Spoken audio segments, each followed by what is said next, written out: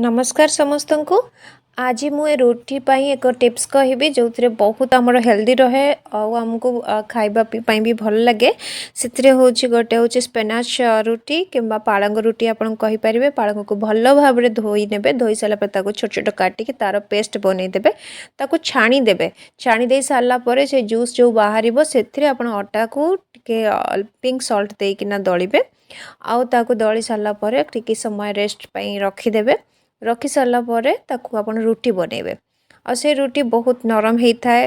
आपण देहपाई बहुत भल भी होता है कहीं आम जो अटा खाऊँ सेटा आग भलिका जो आम डायरेक्टली चक्की कलर जो पेसा अटा खाऊनु बहुत रिफाइंड फॉर्म रे से अटाटा आसूची आ से अटा को आपण खाइबा द्वारा आपण देहरे जमी आम भावुन रुटी गहम रुटी खाऊँ आम देह भल रमती किसी न थाए जदि आम से आम होलसम कर प्रकार जूस मिसेकिना जदि आम रुटी बनई पारिबा एवं ताकू खाइबा तेबे से आमर वेजिटेबल भी रहिला ता सहित आपणकर अटा भी रहिला तो आपणकर बेसी देहपाई भल होता है सात्विक मोमेंट रू मु जो क्लास करूथली कि ताठो जो मु शिखी आपको जनाऊँ एगुड़ा सब सात्विक बिना प्याज रसुण खाद्य प्रस्तुति है।